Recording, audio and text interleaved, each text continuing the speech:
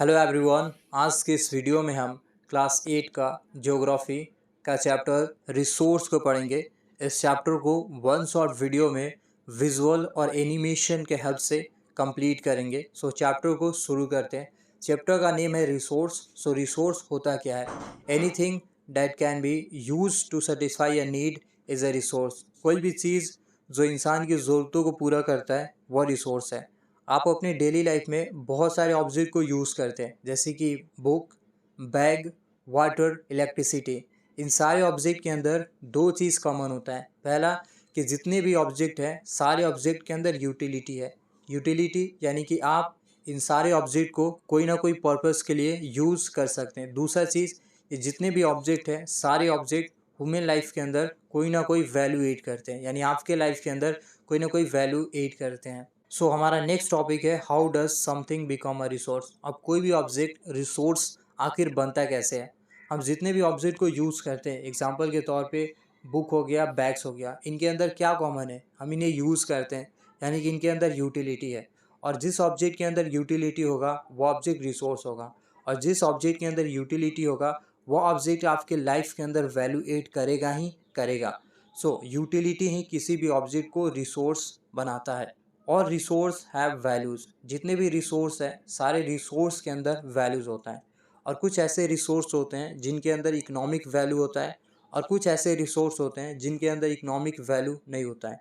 जब हम बात करते हैं इकोनॉमिक वैल्यू की, तो हम ऐसे रिसोर्स की बात करते हैं जिन रिसोर्स को हम मनी के पर्सपेक्टिव से देखते हैं, जैसे कि जितने भी मेटल्स हो गए। और जिनके पास इकोनॉमिक वैल्यू नहीं होता है, ये ऐसे रिसोर्स होते हैं जिन्हें हम मनी के पर्सपेक्टिव से नहीं देखते हैं, जैसे कि river, mountain.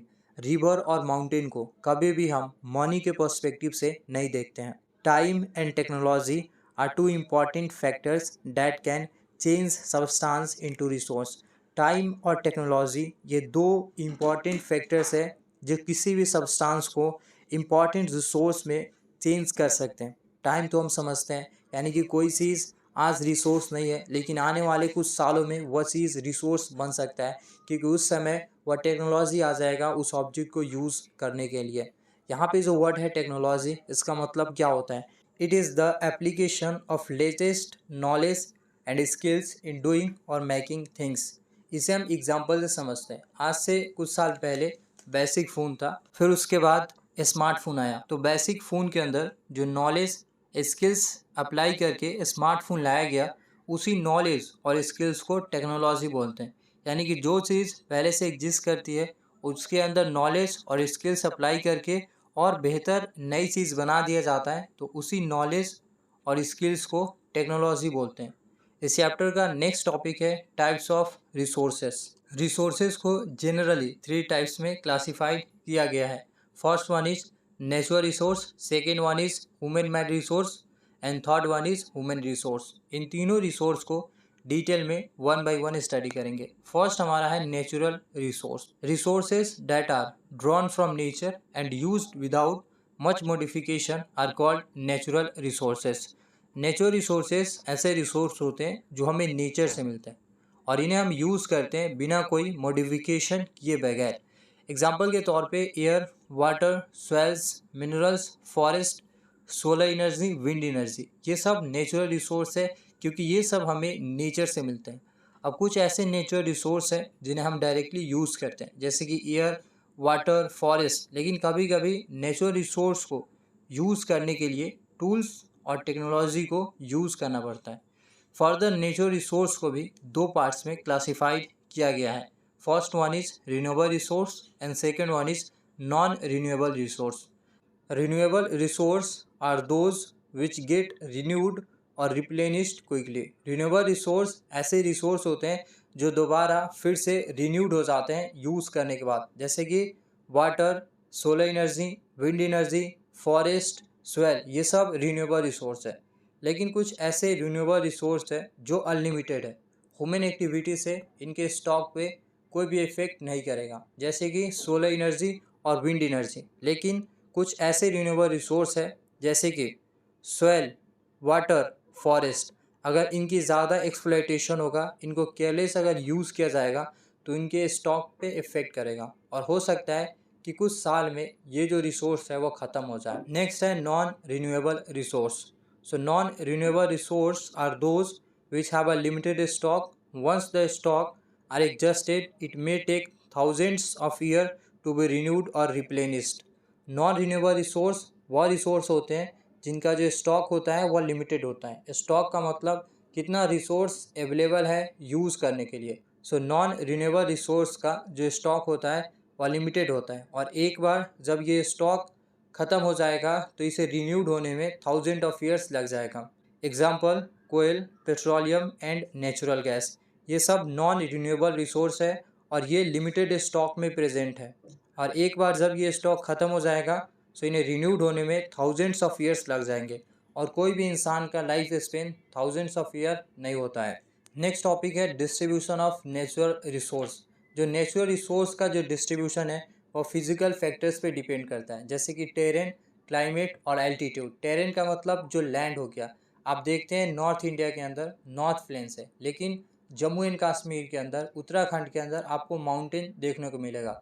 So north planes के अंदर क्रॉप्स को ग्रो किया जाता है नॉर्थ इंडिया के अंदर।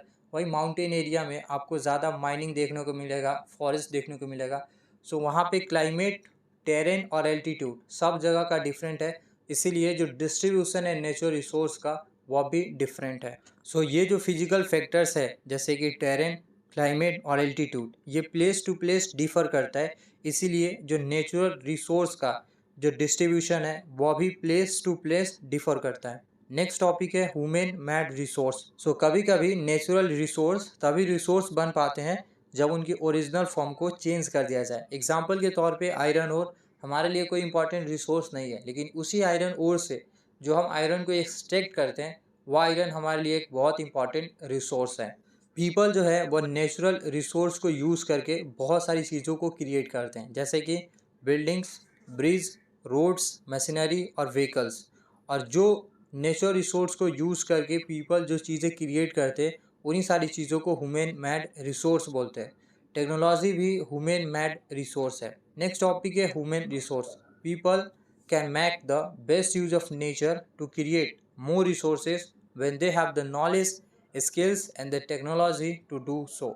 जो पीपल है वह नेचर को यूज़ करके बहुत सारी वैल्यूएबल रिसोर्स को क्रिएट कर सकते हैं। वह तब क्रिएट कर सकते हैं जब उनके अंदर स्किल्स होगा, नॉलेज होगा और रिसोर्स को क्रिएट करने के लिए टेक्नोलॉजी होगा। ये तीन चीज़ें होगा तो नेचुरल रिसोर्स को यूज़ करके बहुत वैल्यूएबल रिसोर्स को क्रिएट कर सकते हैं।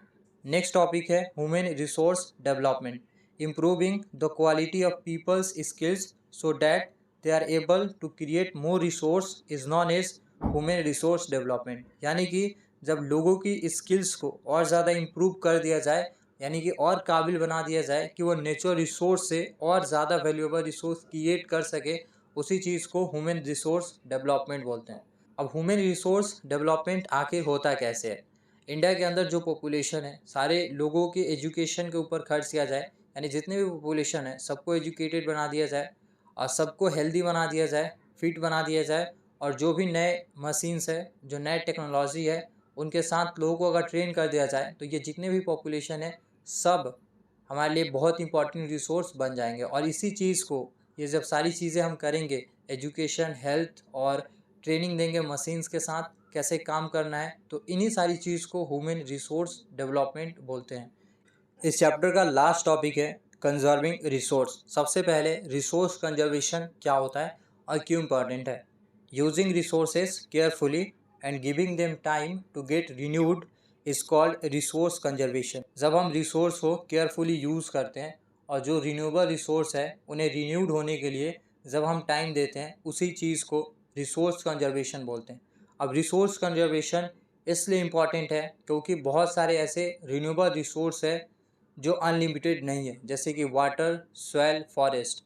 अगर इनका ज़्यादा एक्सप्लॉइटेशन होगा, ज़्यादा यूज़ करेंगे तो इनके स्टॉक पे इफ़ेक्ट करेगा। कहने का मतलब ये है कि ये डे बाय डे ख़त्म होते जाएंगे और आने वाले जो जनरेशन है उनके लिए ये रिसोर्स नहीं रह पाएगा। सो उन जनरेशन के लिए अगर हम चाहते हैं कि ये रिसोर्स कंजर्व रहे, सो हमें सस्टेनेबल डेवलपमेंट करना पड़ेगा। अब सस्टेनेबल डेवलपमेंट क्या होता है? Carefully utilizing resources so that besides meeting the requirement of the present also take care of future generation, यानी कि हमें रिसोर्स को ऐसे यूटिलाइज़ करना है कि जो प्रेजेंट का जो भी नीड है वह भी पूरा हो जाए और फ्यूचर के लिए भी वह रिसोर्स बचा रहे। इसी चीज़ को सस्टेनेबल डेवलपमेंट बोलते हैं। और हर एक पर्सन रिसोर्स को कंजर्व कर सकता है। जो भी आप रिसोर्स को यूज़ करते हैं उसका जो कंजप्शन है उसे आप मिनिमाइज़ कीजिए, कम से कम किया करें। दूसरा चीज़, जो चीज़ें आप रीयूज़ कर सकते हैं, दोबारा यूज़ कर सकते हैं, उसे आप रीयूज़ कीजिए। और जो चीज़ें रिसाइकल हो सकती है उसे रिसाइकल के लिए भेज दिया करें। नेक्स्ट टॉपिक है सम प्रिंसिपल ऑफ सस्टेनेबल डेवलपमेंट। इस टॉपिक के अंदर हम पढ़ने वाले हैं सस्टेनेबल डेवलपमेंट का क्या एडवांटेज है। Respect and care for all forms of life, जितने भी अर्थ के ऊपर लाइफ है सारे लाइफ को केयर किया जाता है। Improve the quality of human life, human life का जो क्वालिटी है वह सस्टेनेबल डेवलपमेंट से इम्प्रूव हो जाएगा। Conserve the earth Vitality and diversity, sustainable development अगर हम करेंगे तो अर्थ का जो डाइवर्सिटी है वह कंजर्व रह पाएगा। Minimize the depletion of natural resource, जो natural resource day by day ख़त्म होते जा रहा है वो कम से कम होगा, उसका मिनिमाइजेशन हो जाएगा। Change personal attitude and practice towards the environment, एक पर्सनल इंसान का जो इन्वायरमेंट के प्रति जो प्रैक्टिसेस है, जो एटीट्यूड है वो चेंज हो जाएगा। Enable communities to care for their own environment, अब जो कम्युनिटीज़ है, जो भी कम्युनिटीज़ के अंदर जो भी लोग हैं सारे लोग अपने इन्वायरमेंट को केयर करना शुरू कर देंगे। इसी के साथ हमारा ये चैप्टर कंप्लीट होता है। अगर ये वीडियो आपको अच्छा लगा है तो वीडियो को लाइक कर दीजिए और ऐसे क्लास 8 की वीडियो को देखने के लिए चैनल को सब्सक्राइब कर सकते हैं। सो मिलते हैं किसी नेक्स्ट वीडियो में।